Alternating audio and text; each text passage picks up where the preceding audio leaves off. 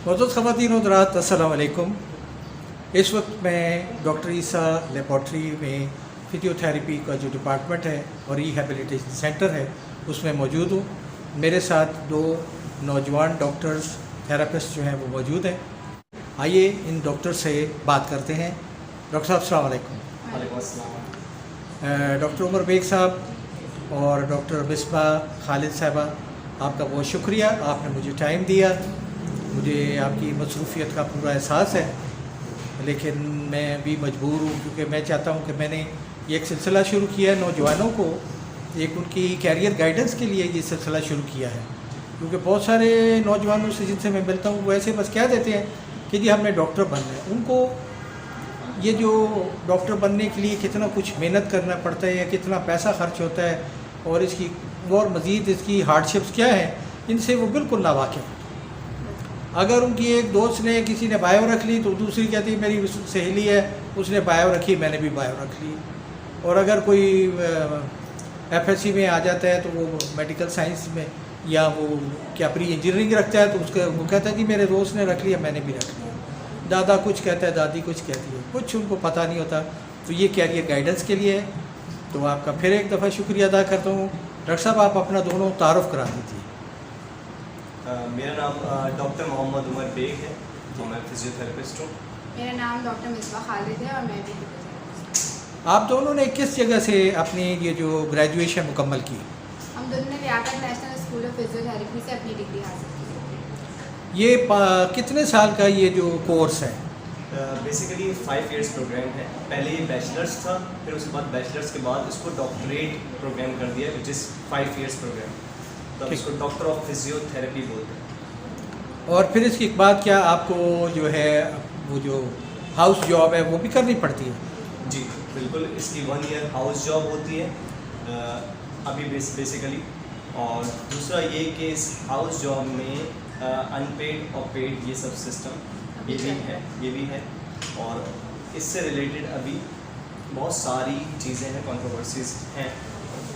तो आपने डॉक्टर साहब आपने जो है आप एक मतलब लड़की हैं और आपने MBBS के लिए ज़ाहिर है आप जब आपने FSC शुरू की होगी आपके ज़हन में यही होगा कि आप FSC के बाद MBBS करेंगी और साइकियाट्रिस्ट बनेंगी या कुछ और करेंगी।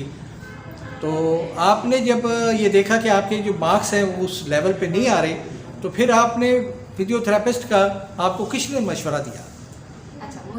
मुझे MBBS करना ही नहीं था, ये मेरी अपनी पर्सनल चॉइस थी कि मुझे DPT ही करना है। मतलब मेरे मार्क्स इस हिसाब से कम नहीं थे कि मुझे उस तरफ जाना है, क्योंकि मेरी फैमिली में ऑलरेडी लोग हैं जो इस फील्ड में थे, तो मुझे आइडिया था इस फील्ड का। तो मेरा अपना पर्सनल प्रेफरेंस था कि मुझे DPT ही करना है, तो इस वजह से मैं इस फील्ड में आई थी। आपने मतलब एम इन लाइफ ही आपका यही था? ठीक है। और डॉक्टर साहब आप? बिल्कुल जैसा इन्होंने कहा डॉक्टर मिसबा ने कि इनका भी शुरू से माइंड था कि फ़िज़ियोथेरेपी करनी है, तो मेरा भी शुरू से ही इंटर के बाद से ये प्रोग्राम था कि मुझे फ़िज़ियोथेरेपी ही कंटिन्यू करनी है। तो फिर मैं फ़िज़ियोथेरेपी में आया।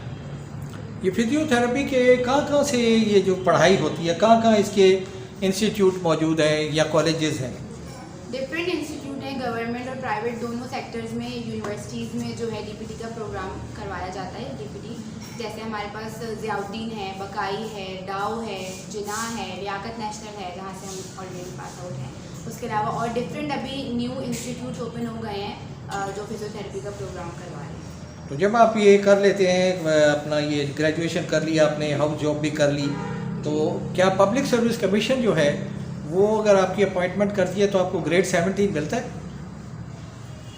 अगर देखा जाए तो ग्रेड 17 मिलता है बिल्कुल, लेकिन गवर्नमेंट सेक्टर्स में उसी हिसाब से फिर वैकेंसीज भी होती हैं। इस वक्त गवर्नमेंट में वैकेंसीज हैं? बहुत कम। अच्छा, नंबर ऑफ वैकेंसीज 1। मतलब सिविल हॉस्पिटल में या गवर्नमेंट कॉलेज में इसका फिजियोथेरेपी का डिपार्टमेंट नहीं है? बिल्कुल है, ऐसा नहीं है। वैकेंसीज भी हैं। ज़ाहिर है उनमें जो डॉक्टर अपॉइंट होते हैं वो तो ग्रेड वही 17 उनको मिलता होगा। ठीक है। आपके ख्याल में जो आपने ये सारी तालीम हासिल की इसमें कितना टोटल जो है ख़र्चा आता है? आपने गवर्नमेंट में किया? हमने प्राइवेट सेक्टर से किया। आपने प्राइवेट किया, तो प्राइवेट में कितना टोटल जो आपका एक्सपेंसेस आए starting from after passing FSC, you went to that college. How much did you spend? Expenses including your conveyance, your eating, everything, break and everything. Almost 10 to 15 lakhs. About 10 to 15 lakhs. Yes. अगर आप private sectors में करते हैं तो आप किसी भी university से अगर प्राइवेट सेक्टर से डीपीटी कर रहे हैं तो उसके बेसिकली 10 टू 15 लैक्स आपको लगेंगे इस कोर्स के लिए। और अगर आप गवर्नमेंट सेक्टर से कर रहे हैं तो फिर जाहिर सी बात है कि आप Under 10 lakhs आप अंडर 10 नहीं, बहुत वो भी काफ़ी फर्क पड़ जाता है। बहुत फ़र्क पड़ेगा आपको, ठीक। 2 to 3 लैक्स अगर आप गवर्नमेंट सेक्टर से करते हैं। अच्छा, गवर्नमेंट सेक्टर में और प्राइवेट सेक्टर में पढ़ने का तो फ़र्क होता है। जैसे कि हमारे प्राइवेट स्कूल्स हैं, वो सिटी स्कूल है, वो लेवल कराता है, वो ज़्यादा एक्सपेंसिव है। तो गवर्नमेंट में तो फ़ीस ही नहीं है और उसमें तो बगैर जूते के भी चप्पलियाँ पहन के भी जा सकते हैं, उसका स्टैंडर्ड ज़ाहिर है। तो प्राइवेट में और गवर्नमेंट में जो पढ़ाई का स्टैंडर्ड है उसमें कोई डिफरेंस है? देखा जाए तो बेसिकली डिफरेंस बिल्कुल है। और अगर हम देखें कि गवर्नमेंट सेक्टर्स का अभी बहुत चेंजेस उसमें आनी चाहिए एजुकेशन के सिस्टम में, हमारे गवर्नमेंट सेक्टर्स में, पब्लिक सेक्टर्स में यानी, क्योंकि प्राइवेट सेक्टर्स का जो इन्वायरमेंट है प्लस जो उनका स्टडी, जो टीचर्स उन्होंने अपॉइंट किए हुए हैं और जो level of education private sectors में आज के दौर में क्या कहते हैं प्रोवाइड की जा रही है, तो वो एज़ कम्पेयर टू गवर्नमेंट जो प्राइवेट सेक्टर्स में लेवल ऑफ एजुकेशन ज़्यादा अच्छा है, वो ज़्यादा हाई है। वो ज़्यादा हाई है। हाँ, तो उसमें ज़्यादा डिसिप्लिन है एग्जैक्टली। और पॉलिटिक्स नहीं है, रूल्स एंड सकते रेगुलेशंस हैं। बने हुए हैं एक इंस्टीट्यूट। पॉलिटिक्स नहीं है जी। और कॉलेजेस में तो क्लासें भी नहीं होती हैं। मैंने ऐसे देखा गवर्नमेंट अभी कॉलेज की जो इस वक्त हालत है वो हमारा मौजूद तो नहीं है, लेकिन जब बात निकली है तो ज़रूर है ये कहीं दूर तक जाएगी। जो गवर्नमेंट स्कूल इस वक्त जो गवर्नमेंट स्कूल है जहाँ FSC हो रही है वहाँ का भी बड़ी बुरी हालत है। वहाँ जनाब एरिया तो ज़्यादा है, लेकिन मैंने खुद भी विज़िट किया, वहाँ कुत्ते हैं और बिल्लियाँ हैं और पता नहीं कोई सफाई नहीं है। लेकिन एक प्राइवेट इंस्टीट्यूट में ये चीज़ें देखने को नहीं मिलेंगी। बिल्कुल। तो कुछ आपके दोनों के लिए ज़ाती सवाल है कि जब आप छोटे होते थे, ख़ासतौर पे मिसबा साहिबा से, जी। कि तो आपके क्या ज़हन में था, आप किन चीज़ों के साथ खेलती थी? शरारती थी आप? नहीं, मैं इतनी शरारती नहीं थी, लेकिन जाहिर सी बात है लड़कियों का एक होता है कि उनको जो है डॉल्स पसंद होती हैं खेलने के लिए। अच्छा। तो जो है लड़कों के गेम्स अलग होते हैं, तो लड़कियों का ज़्यादातर इंटरेस्ट जो होता है वो इस चीज़ों में होता है, किचन सेट होते हैं, डॉल्स होते हैं, तो उनके साथ ही यूजुअली जो है खेला तो है। कहीं आप ऐसे तो नहीं करती थी कि उनकी गुड़िया जो होती थी उसकी टांग तोड़ के फिर उसकी टांग जोड़ देती थी और उनको एक्सरसाइज कराती थी? जो होता है कोई नफसियाती तौर पे इंसान को, कोई पैदाइशी तौर पे कुदरत जो है ना, नेचर जो है वो इंसान को मोटिवेट करती है। ऐसा तो होता है। डॉक्टर साहब आप क्या खेले, कौन सी खेलते थे आप? बिल्कुल, वह जैसे नॉर्मली बचपन में लोग शरारतें भी करते हैं, खेले भी हैं, क्रिकेट भी खेले हैं, फुटबॉल भी खेले हैं, हर स्पोर्ट्स। अच्छा, ये कंचे वगैरह खेलते थे आप?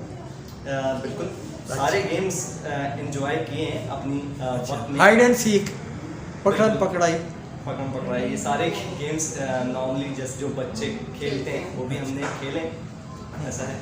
नहीं तो कभी आपने बचपन में सोचा था कि आप मतलब बड़े हो के कोई आपने एम इन लाइफ पहले बनाया था कि डॉक्टर बनेंगे आप? बिल्कुल, शुरू से ही बचपन से ये था कि डॉक्टर ही बनना है। और आगे जाके एक चीज़ हमारे वालिदैन ने हमें ये बताया था कि पढ़ोगे लिखोगे बनोगे नवाब, खेलोगे कूदोगे होगे खराब। हो गया ख़राब। अच्छा, तो आजकल तो खेलने वाले तो नवाब बने हुए आप देख रहे हैं। बहरहाल आपका बहुत बहुत शुक्रिया।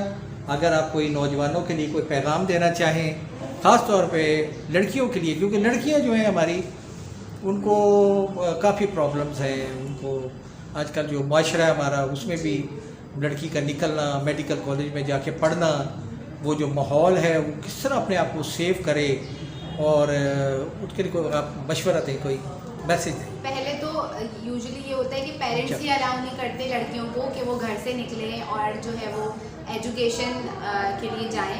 तो ये बहुत एक हमारी सोसाइटी का गलत इम्पैक्ट है, जो लोग अब शो करते हैं कि लड़कियों को नहीं निकलना चाहिए, नहीं जाना चाहिए।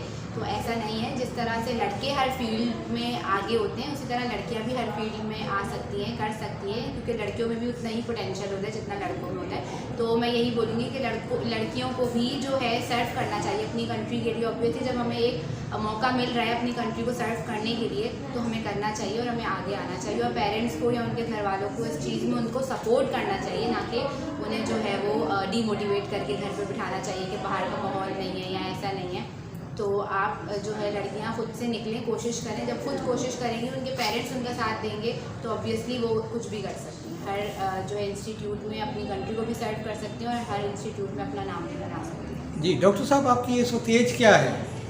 मेरी एज इस वक्त अभी 26 जी 26 एज है आपकी। माशाल्लाह आप इतनी छोटी उम्र में डॉक्टर बन गए हैं। मैं देखता हूँ आजकल के नौजवान हैं, मैं बहुत दफ़ा होटलिंग तो कब टाइम मिलता है, लेकिन कभी किसी रेस्टोरेंट में बैठे होते हैं तो नौजवान वहाँ लड़के बैठे होते हैं, तो मैं उनको ज़रा देखता हूँ तो उनकी जो गुफ्तगू होती है, they are just making joke of everything. तो मुझे लगता है कि ये सारे काम जो है डॉक्टर बनने के लिए बड़ी संजीदगी की ज़रूरत है। नौजवानों को, लड़कों को जो कि इस वक्त मतलब बड़े उलझे हुए हैं, आप उनके लिए क्या मैसेज देंगे? उनके लिए मैसेज यही है कि आप अगर कुछ बनना चाहते हैं, अगर आप कुछ अपने आप को एक अच्छी जगह पे देखना चाहते हैं, तो उसके लिए पढ़ना बहुत ज़्यादा ज़रूरी है। हर चीज़ हर फेज़ में ही अच्छी लगती है। खेल कूद बचपन में ही अच्छा लगता है। इसी तरीके से जैसे आप मैच्योरिटी की एज में आते हो, तो उसमें आपको अपनी रिस्पॉन्सिबिलिटीज़ को समझना होता है। अगर हम अपनी रिस्पॉन्सिबिलिटीज़ को नहीं समझेंगे, तो सोसाइटी जिस तरफ जाएगी उसके नेगेटिव इम्पैक्ट्स हम देख ही रहे हैं जो कि सोसाइटीज़ में। तो बेसिकली कि अपनी रिस्पॉन्सिबिलिटीज़ को समझने के लिए, रियलाइज़ करने के लिए आपको पढ़ना है। उसी के साथ फिर आप चलेंगे, अपनी ज़िंदगी को बसर कर सकते हैं अच्छे तरीके से। और कोई ऐसी बात है जो आपके दोनों समझते हैं कि मैं आपसे वो पूछ नहीं पाया, आपके ज़हन में हो कोई ऐसी बात? फिजियोथेरेपी की अवेयरनेस से रिलेटेड एक बात होनी चाहिए, क्योंकि बहुत सारे लोग इस पे डिस्कशन करते हैं कि आया कि काउंसिल बननी चाहिए या नहीं बननी चाहिए। बहुत सारी डिबेट्स हैं इसमें। तो बेसिकली इसकी काउंसिल और ख़ास तौर पे अवेयरनेस इस फील्ड की कि फिजियोथेरेपी है क्या। तो फिजियोथेरेपी की अवेयरनेस के लिए सबसे इम्पॉर्टेंट चीज़ ये है कि इसकी काउंसिल बने। काउंसिल बनेगी तो फिर लोगों में आप अवेयरनेस क्रिएट कर सकते हो कि फिजियोथेरेपी है क्या, इसके बेनिफिट्स क्या हैं। मतलब जैसे डेंटल काउंसिल है या जी दूसरी काउंसिल है? PMDC है जी PMDC पाकिस्तान मेडिकल हाँ काउंसिल है। इसकी फिजियोथेरेपी की काउंसिल नहीं है? काउंसिल अभी नहीं है, इस पे वर्क चल रहा है। बेसिकली अभी नेशनल असेंबली पे इस पे बिल भी पास हुआ है। तो बिल में पास हो गया? जी बिल्कुल। आप देखें कब तक बनती है काउंसिल। अच्छा, वैसे असेंबली ने पास कर दिया है? अभी पास नहीं किया अच्छा, उन्होंने अभी पास नहीं किया है। तो जैसे ही पास होगा तो फिर आप अवेयरनेस क्रिएट कर सकते हो इस फील्ड से रिलेटेड। नहीं मतलब इसके लिए तो खैर हम आवाज़ उठानी चाहिए इसके लिए, काउंसिल के लिए कि आप लोग। अच्छा, एक सवाल अभी फिर मेरे ध्यान में आ गया कि मेडिसिन आप लोग नहीं देते हैं? जी मेडिसिन आप नहीं देते बिल्कुल किसी चीज़ के लिए? थोड़ी बहुत अगर पेन है, पेन किलर वगैरह?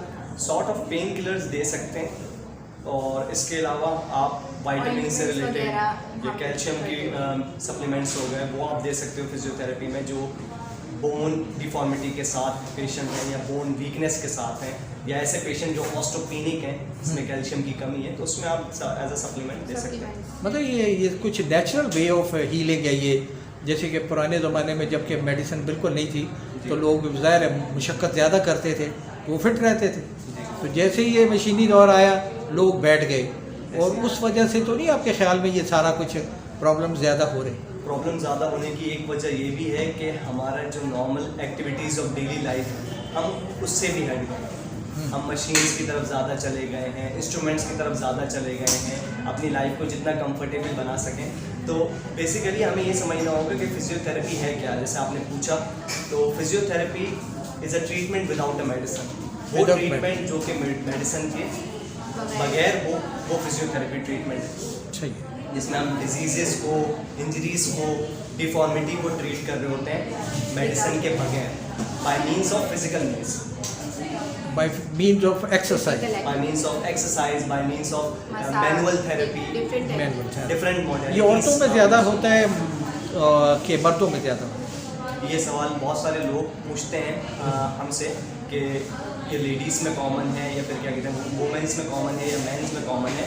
तो बेसिकली अगर देखा जाए तो इसमें वुमेंस जो है वो ज़्यादा क्या कहते हैं इन्वॉल्व है। अब वजह उसकी ये है कि मेंस की एक एक्टिविटीज़ होती है कि वो ऑफिस चले जाते हैं आप बोलते या कोई ना कोई काम में इन्वॉल्व रहते हैं। तो ये एक बात है। वुमेंस में अगर देखा जाए तो वुमेंस की कोई ऐसी काम नहीं होते, घर में हाउस वाइफ हैं तो उनमें पेन की घर का काम ज़्यादा करती है वुमेन्स, इस वजह से उनमें पेन का रेशो ज़्यादा हो जाता है क्योंकि वो ध्यान नहीं रखती इस चीज़ का, अपने पोस्चर का, अपने उठने बैठने का, काम में ज़्यादा इंगेज रहती हैं। हमारी जो हाउस वाइफ्स हैं वो बहुत ज़्यादा जो है वो घर को इतना ज़्यादा उन्होंने संभाला हुआ होता है कि सारी जिम्मेदारी उनके ऊपर होती है। तो इस वजह से उनमें ज़्यादा डिफॉर्मिटीज़ जो है डेवलप होने के चांसेस हो जाते हैं क्योंकि वो औरतों अपनी को आपका care कहने का नहीं मतलब कि औरतों में ज़्यादा है जी बिल्कुल ऐसा है।